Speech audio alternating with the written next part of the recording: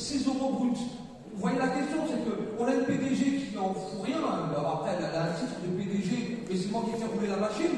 Et qui ose dire, je prends 50 000, comme nous, c'est 6 euros. Et bien sûr, aujourd'hui, il n'y a pas de question à voir, il faut aller dans la rue, manifester, se mettre en grève et dire à son gouvernement, il a qu'à, parce que j'ai entendu que Macron a décidé de dire qu'il veut faire sa carte maîtresse, le 49.3. Mais qu'il a qu'à la dissoudre l'Assemblée. Et qu'il a dissoudre, on ira tous revoter. Et cette fois-ci, il y aura 300 élus députés de la NUPES dans ce gouvernement. Tout simplement, s'il veut se croire malin, mais qu'il y va, on va le prendre en mot. Et il a peur de nous. Il a peur de nous parce qu'il savent qu'on va être déterminés à se battre. Et bien sûr qu'aujourd'hui, on voit que la raffinerie est en grève. J'entends la télé comme quoi il n'y a pas de pompe à essence. Je suis parti à la pompe à essence, je me suis retrouvé à compter pas une voiture pour venir ici. Bien sûr, c'est un geste fort. Pourquoi ils sont en grève? Parce qu'on a des actionnaires, des millionnaires qui touchent des milliards, et on voit ceux qui travaillent dans la raffinerie, on leur donne rien, pas de salaire. Et comment vivre de tout ça? Moi, j'habite à Bobigny, j'ai grandi en l'Est, mon père touche 800 euros de retraite. Il a travaillé toute sa vie dans le bâtiment. Il a 800 euros. C'est-à-dire que nous, tous les mois, nous devons lui donner un petit coup de main pour qu'il puisse se nourrir, qu'il puisse payer son loyer. Parce que la vie est trop dure. Quand on va au marché aujourd'hui, on voit tous les gens qui vont au marché. Le kilo de pommes de terre qui augmente de 6 ou 7 euros. La bouteille d'huile qui augmente de 3 euros. Qui c'est qui peut suivre? C'est impossible. Alors aujourd'hui, bien sûr qu'on doit augmenter les salaires au bon niveau, on doit augmenter les retraites au bon niveau. Qu'on soit au RSA ou à les retraites, il faut les augmenter à un très bon niveau. On voit bien qu'aujourd'hui, Camailleux, 2600 salariés à la porte, parce que les actionnaires se sont dit, bon, c'est plus rentable pour nous, on met la clé sur la porte, et on met 2600 personnes à la porte. Et ça, c'est bon. Parce que ces actionnaires qui touchent des milliards, ça ne leur suffisait pas. Peut-être qu'ils voulaient acheter un deuxième ou un troisième yacht. Nous, on ne parle même pas de bien vivre, on parle juste de survivre, de remplir notre frigo, d'aller en vacances avec notre salaire, de dire, bon, en fin d'année, nos anciens sont battus pour avoir des vacances, qu'on puisse aller en vacances en famille, on ne peut même plus y aller. Moi, j'ai des potes à la RATP qui ont 2 métiers. Parce que le premier salaire ne suffit pas. Ce n'est pas parce qu'ils veulent avoir un deuxième métier, c'est qu'ils ont envie de pouvoir survivre à leur loyer, à leur crédit. Et ça, il faut se battre. Et moi, bien sûr que j'appelle le 16 octobre, j'appelle toutes les organisations syndicales, et même la CGT, RATP, et toutes les organisations syndicales, tous les partis politiques, on doit y aller le 16 octobre. Et dire à ce gouvernement, on sera dans la rue, on sera contre ce gouvernement, qu'il soit content ou pas, on sera là. Et aller sur des grèves illimitées, parce que pour gagner contre cette retraite, c'est ensemble. Et dire aussi qu'on a besoin.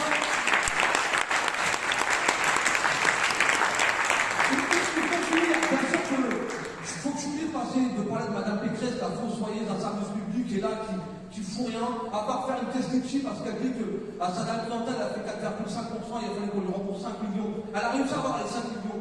Je vous montre comment elle a fait parce qu'elle a des beaux actionnaires. Mais nous, quand on se met en grève, il y en a qui ne peuvent pas se mettre en grève. Nous, ce qu'on demande, c'est que quand on se met en grève dans l'unité, dans les transports, qui va bien bloquer cette France, pour notre vie, pour la vie de nos enfants, mais il y a des caisses de grève, et continuer dans ces caisses de grève, c'est ça qui nous donne de la force pour tenir. Et ce gouvernement a peur de tout ça. C'est qu'on est tous ensemble, sur le même parti, que ce soit NPA, Révo Chamberlain, la NUPES, le PCF, on a un seul but, dire à ce gouvernement, on va te déboîter. Il y aura la fourche et tout ce qui va avec, et tout simplement, merci à vous.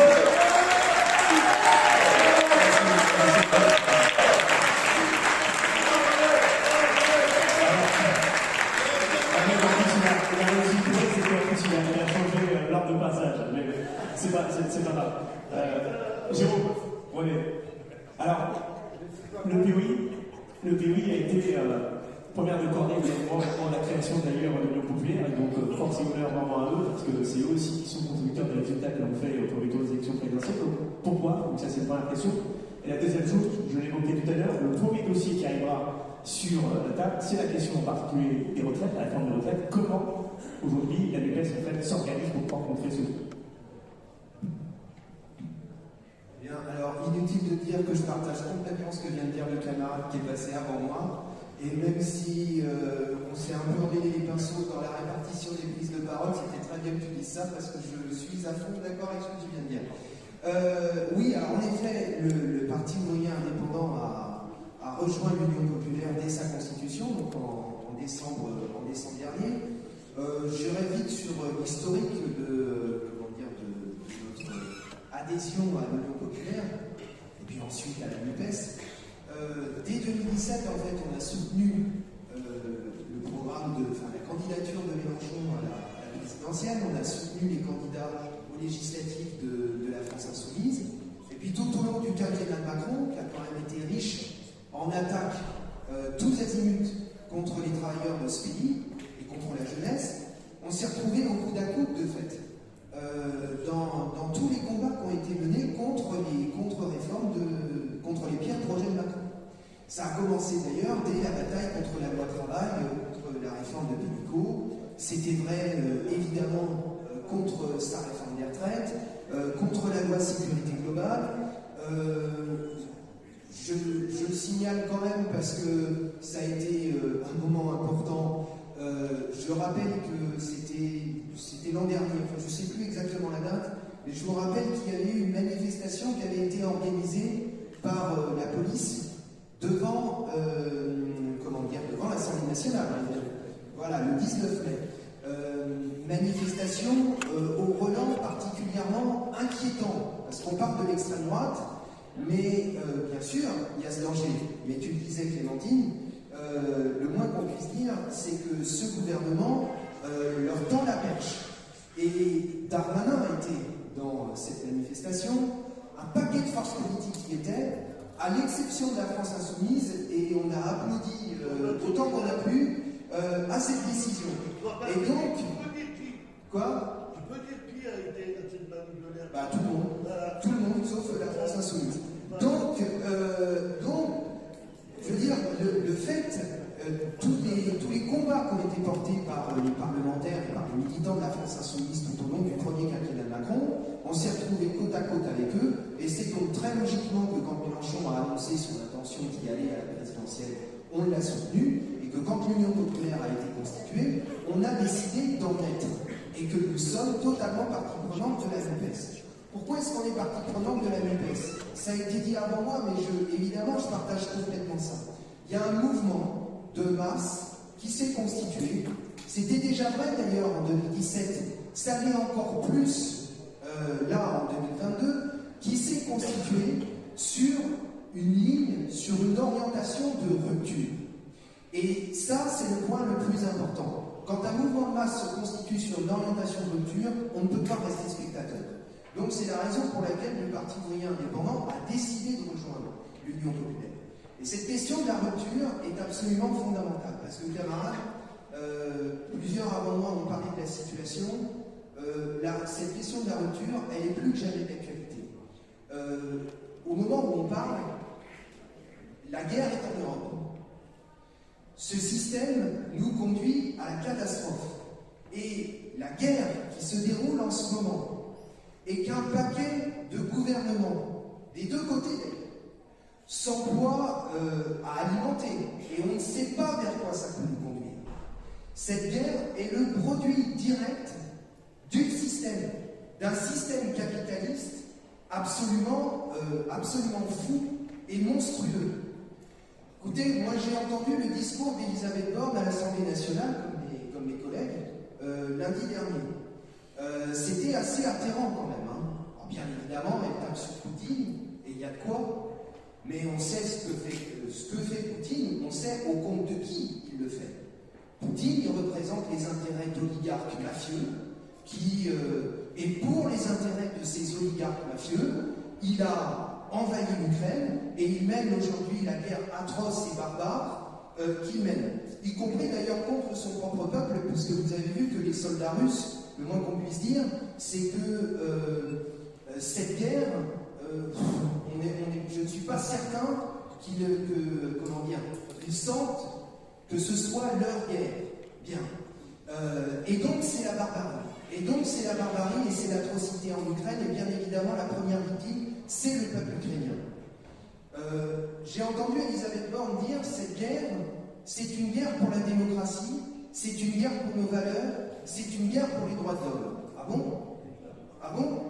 L'OTAN, Biden, Macron, Liz Truss, Olaf Scholz, ces gens-là défendent la démocratie, les droits de l'homme, ils défendent la paix. L'OTAN, c'est la paix. L'OTAN, c'est les bombardements L'OTAN, c'est l'OTAN qui dirigeait à la fin les opérations en Afghanistan. Regardez ce qu'ils ont fait de ce pays. Allez demander aux Irakiens ce qu'ils pensent du rôle des États-Unis pour défendre la paix, pour défendre les droits de l'homme, pour défendre la démocratie. En réalité, on le sait tous, des intérêts colossaux sont en jeu. Ni Macron, ni Biden, ni Olaf Scholz et compagnie n'ont quoi que ce soit à faire des peuples. Ils n'ont quoi que ce soit à faire des travailleurs. Et d'ailleurs, cette guerre n'est pas celle des peuples. Elle est celle des puissants de ce monde qui se livrent une guerre féroce pour le partage des richesses, pour le pillage des richesses. C'est de ça qu'il s'agit. Et moi, je suis extrêmement inquiet quand je vois l'escalade militaire en cours, parce que Elisabeth Borne, dans son discours à l'Assemblée, elle nous dit toutes les mesures que nous avons prises, toutes les mesures que l'Europe a prises sont indispensables. Donc les sanctions, c'est indispensable. Mais les sanctions contre l'économie russe, contre la Russie, c'est pas les oligarques russes qui en font les frais, c'est le peuple russe. Et c'est ici même, en Europe, les travailleurs européens. Quant aux livraisons d'armes, à qui est-ce qu'on livre des armes? On livre des armes au régime de Zelensky. Le régime de Zelensky, personnellement, je ne le trouve pas plus fréquentable que le régime de Poutine. Le régime de Zelensky, c'est un régime d'oligarques mafieux, tout autant que ceux que représente Poutine. Donc oui, ce système nous conduit à la catastrophe. Et en ce moment même, au nom de la guerre, les mêmes nous disent il faut faire toujours plus de sacrifices. Donc, le fait qu'il y ait un mouvement de masse sur une ligne de rupture, pour moi, est une question absolument indispensable. Je pense qu'il est indispensable de dire, même si la situation politique est compliquée, cette guerre n'est pas la nôtre. Cette guerre, c'est pas celle des travailleurs, c'est pas celle des peuples. Et l'OTAN, défenseur de la paix, je n'y crois pas. Et la France dans l'OTAN, personnellement, moi je ne suis pas pour. Et je suis même pour qu'elle en sorte. Je ne suis pas pour qu'on en fasse maintenant tout de suite une campagne d'agitation, mais en revanche, ces positions-là me semblent devoir être débattues. Et je reviens à cette question de la rupture. Je le disais, au nom de cette situation, il justifie aujourd'hui tous les pires sacrifices. Et notamment, il justifie l'inflation. Au nom de l'inflation, il faudrait accepter que les salaires et que les retraites, que le SMIC n'augmente pas, etc., etc. Et dans cette situation que les camarades ont décrite avant moi, où des millions sont pris à la gorge par l'envolée des prix, par une inflation qui d'ailleurs, tout indique qu'elle va continuer à augmenter. Dans cette situation, ils annoncent la réforme des retraites. Alors sur cette question de la réforme des retraites, moi je pense réellement que rien n'est joué et que oui, on peut l'emporter et qu'on peut les faire reculer. Parce que quand même, ça fait 5 ans que Macron veut faire passer sa réforme des retraites. Alors certes, initialement, ça n'était pas sous cette version-là. Initialement, c'était la réforme par points. Et il n'envisageait pas, lui, en tout cas c'est ce qu'il disait, d'allongement de l'âge de départ à la retraite et d'allongement de la durée de cotisation. Bien. En tout état de cause, le fond était le même. Il s'agissait de liquider purement et simplement nos régimes, les retraites et les régimes spéciaux. Cet objectif, d'ailleurs, est non maintenu. Bien. Ça fait 5 ans qu'il essaie de le faire. Il est passé à la charge, si on peut dire, en 2019. Qu'est-ce qui s'est passé? À partir du 5 décembre 2019, les agents de la RATP, parce que c'est parti coup, les agents de la RATP avec leurs syndicats, ça a commencé en septembre 2019, on dit, si vous touchez un cheveu de nos régimes spéciaux, à partir du 5 décembre 2019, nous nous mettrons en grève. Et d'autres secteurs se sont appuyés, et vous l'avez fait, et d'autres secteurs se sont appuyés sur cet appel à la grève, je pense en particulier aux cheminots. Au terme de 2 mois et demi de bataille intense, où y compris certains vous ont mis un paquet de bâtons dans les roues, au terme de au bout de 2 mois et demi, le gouvernement a été, parce que c'est pas le Covid qui a fait reculer Macron sur la question des retraites. Ce qui l'a contraint à reculer, c'est la puissance de la grève. Bien. Aujourd'hui, ça a été dit par d'autres, et je suis complètement d'accord avec ça, parce qu'à l'époque, il faut quand même Macron disposait d'une majorité très confortable à l'Assemblée nationale. Mais malgré cette majorité très confortable, face à la grève, il a été contraint de reculer. Aujourd'hui, il n'a plus de majorité absolue à l'Assemblée nationale. Sa majorité est relative. Son propre camp est divisé. Vous avez vu comme moi ce qui s'est passé pendant plusieurs semaines. On a eu droit à tous les scénarios. On a eu droit à toutes les manœuvres, à tous les retournements tactiques. Bon, tout ça, et aussi à des menaces, puisque Macron a quand même dit récemment, de toute façon, s'il y a blocage, je poursuis l'Assemblée. J'allais dire d'une certaine manière, vas-y, parce que nous, on est prêts. Bon. En tout état de cause, tout ça traduit une chose. Ça traduit le fait qu'ils sont en crise et qu'ils cherchent désespérément les moyens de passer et de faire passer leur plan. Alors, sur cette question des retraites, oui, j'en suis convaincu, les jeux sont pas faits. Et oui, on peut y arriver. Je constate quand même qu'il y a 77% des Français qui sont opposés à la réforme des retraites. Je constate que la veille du lancement des concertations sur les retraites, la veille, toutes les organisations syndicales, c'est-à-dire y compris des organisations syndicales qui, par le passé, n'ont pas forcément, je pense à la CFDT notamment, n'ont pas forcément été toujours dans le camp de la résistance ferme contre les projets du gouvernement. Toutes les organisations syndicales, la veille de ces concertations, ont dit on ne marche pas, on est contre ce projet et on fera tout pour le mettre en échec. Donc, il y a quand même un certain nombre de conditions qui sont réunies pour qu'on puisse les faire reculer, et je pense que ça passera effectivement par ce que tu évoquais.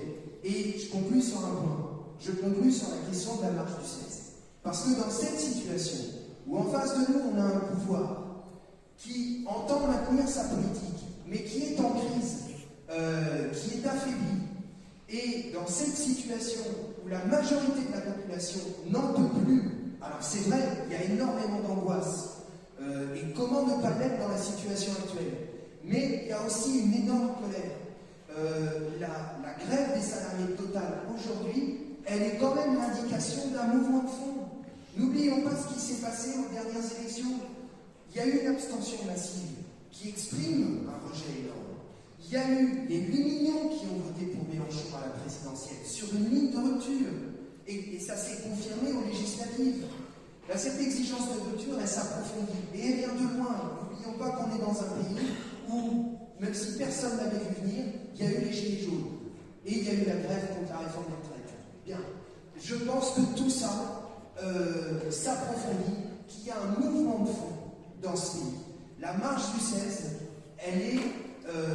l'objectif, c'est qu'elle soit au diapason de ce mouvement de fond. Oui, on va marcher dans les rues de Paris contre ce gouvernement, contre Macron, là où est le pouvoir. J'ai vu que plusieurs, Mélenchon en premier et d'autres camarades députés comme moi de la France Insoumise à l'Assemblée, ont tweeté sur le thème « Rappelons-nous que les 5 et 6 octobre 1789, le peuple marchait sur Versailles ».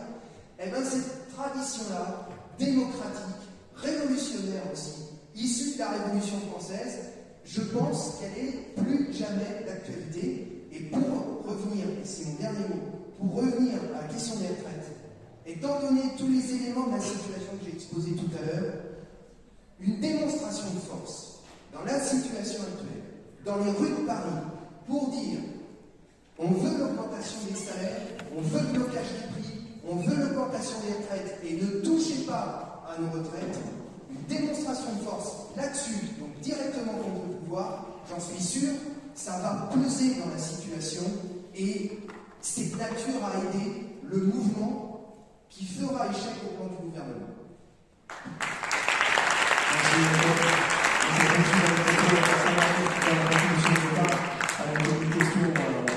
Stéphane pourra répondre aussi, peut-être réagir à beaucoup de choses qu'il a entendues, mais ce qui nous semble important, c'est à la fois le Parti communiste français, bien sûr, s'inscrit dans la dynamique de la NUPES et apporte sa contribution à l'ensemble et à la fois des projets qui sont portés. Il y a un sujet en particulier qui nous semble intéressant, c'est que la vie chère a aussi un impact en direct des locataires et donc du coup a aussi des conséquences chez les bailleurs. Donc on voulait t'entendre précisément sur ce point-là et du coup la nécessité de rappeler les quelques éléments de proposition que nous porterons, que vous porterez au sein de l'Assemblée. Bon, merci merci. Bon, moi j'arrive le dernier. Je crois qu'on a débordé pas mal les horaires. Oui. Mais bon, oui, je suis chez moi ici. C'est normal. C'est normal de parler le dernier, d'inviter les autres. Bref. Moi, ce que je voudrais dire, d'abord, souscrire à tout ce qui a été dit par les uns et par les autres sur le fait que la NUPES était quelque chose de très précieux. Très précieux pour les raisons qu'a indiqué Clémentine et Eric, c'est-à-dire précieux parce que c'est un accord d'union sur un programme de rupture, et pas seulement une union conjoncturelle pour affronter une échéance électorale, mais aussi parce que c'est l'union. Et il suffisait de se balader dans les rues de nos villes, et notamment de nos villes populaires pendant la campagne des élections présidentielles, pour savoir à quel point l'aspiration à l'unité, l'incompréhension de l'immense majorité des électeurs de gauche qui avaient une aspiration au changement radical ne comprenaient pas la situation de la multiplicité des candidatures à l'élection présidentielle. Je le dis d'autant plus facilement que moi, je n'ai pas de problème à assumer les positions, même quand elles sont hétérodoxes par rapport à mon parti. J'étais contre une candidature du Parti communiste à l'élection présidentielle, j'étais favorable pour une candidature d'union. Et je l'ai dit, et je l'ai répété, et je l'ai... Bon, bref. Je pense que c'est précieux aussi pour une autre raison, c'est que la tâche qui nous attend pendant les 5 ans qui viennent, c'est de construire et de rendre visible et populaire le fait que la NUPES est une alternative. Et qu'il y a dans ce pays autre chose que le duel entre le libéralisme et la droite de Macron et l'extrême droite. Il faut faire émerger une alternative de gauche. Et l'Italie, comme la Suède, comme d'une certaine manière aussi le Brésil, montre que quand la gauche s'accommode ou renonce, elle ne gagne pas et elle laisse des espaces à la droite ou à l'extrême droite. La deuxième chose que je voulais dire, c'est qu'il ne faut pas qu'on se gourre sur la nature du macronisme. Moi, je pense, depuis 2017, et depuis l'arrivée de Macron au pouvoir, que en fait, Macron est le produit d'un changement d'option dans notre pays de la bourgeoisie et des milieux financiers, qui pendant longtemps ont opté pour des alternances entre la droite libérale et la social-démocratie en fonction des périodes, en fonction de l'essoufflement politique des uns ou des autres, et qu'en 2017, la bourgeoisie et les milieux financiers n'ont ni joué ni la droite ni la social-démocratie, mais ont choisi de prendre l'un des leurs pour aller au pouvoir et accélérer tous les changements sans tenir compte de toutes les contingences historiques, d'ancrage local, d'ancrage social également que pouvaient avoir les forces politiques de droite ou de la social-démocratie. C'était ça le caractère disruptif de Macron.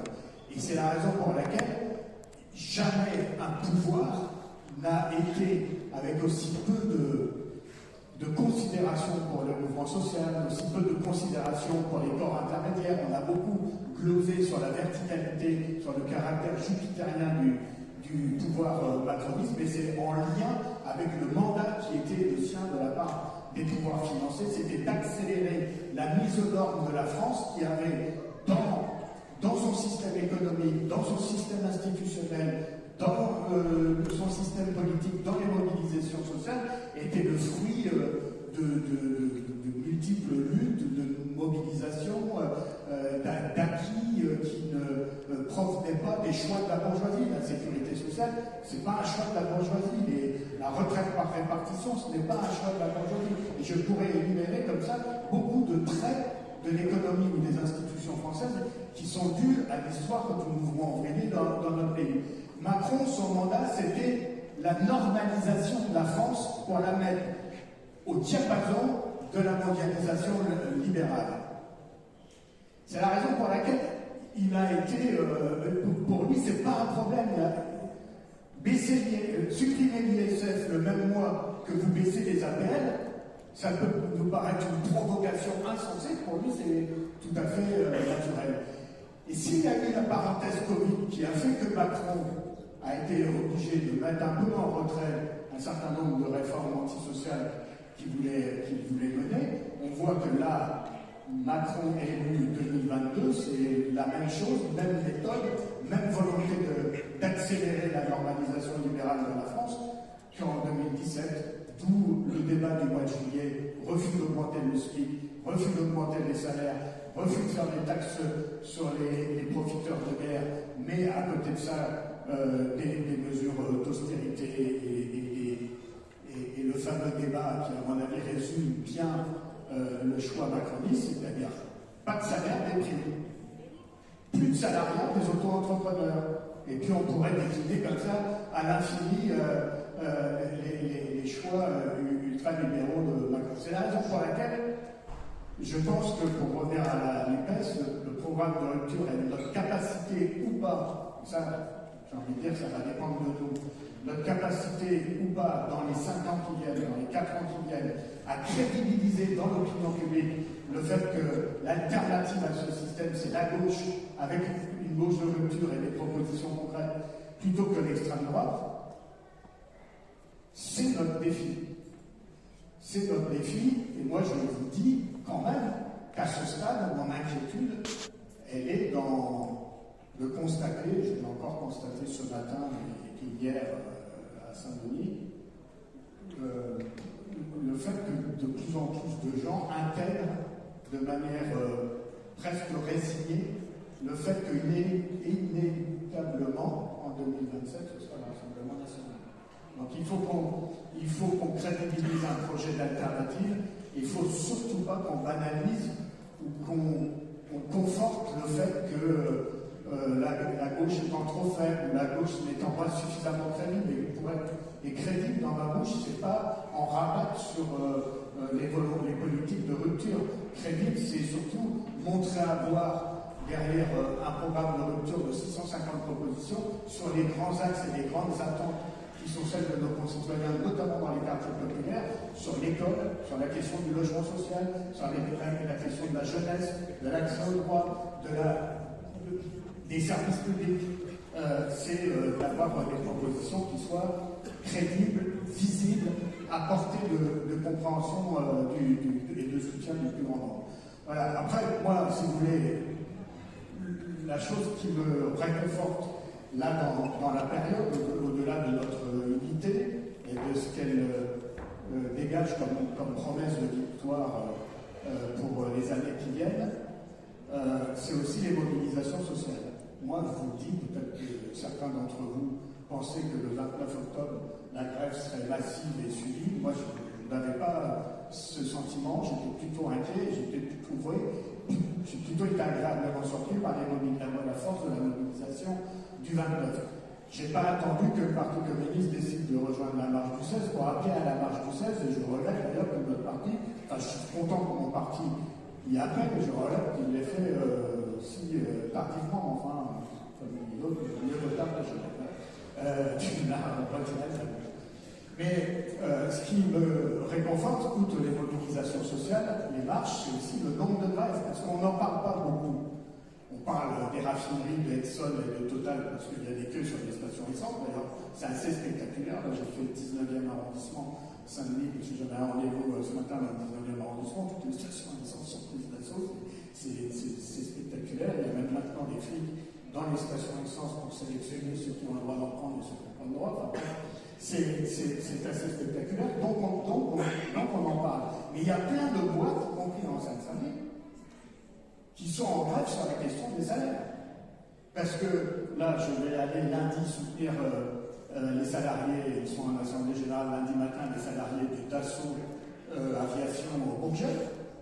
Ils sont en grève extrêmement suivie, sur une raison qui est la même que celle des raffineries Total. Total a décidé de verser par anticipation 2 milliards d'euros de dividendes à ses actionnaires pour, au cas où il y aurait une taxe sur les super profits, au moins avoir déjà sorti ça de ce qui sera taxable si cette taxe venait à être voté. Et 0 pour les salariés. C'est ça la motivation de la grève. Chez Dassault, ils font exactement la même chose. Dassault vient de verser par anticipation plusieurs centaines de millions d'euros à ses actionnaires pour éviter éventuellement d'avoir de les sortir de l'assiette d'une éventuelle taxe qui pourrait être votée lors du débat de la loi sur la loi de finances. Là, et 0 pour les salariés, c'est la raison de la grève qui est actuellement au Bourget, mais il y a plein d'autres endroits où il y a des mobilisations sociales, pas toujours sous la forme des grèves, où il y a des mobilisations sociales sur la question des salaires et sur la question de la richesse, de la répartition de la richesse.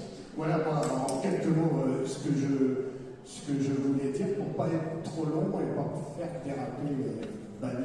Merci. Merci.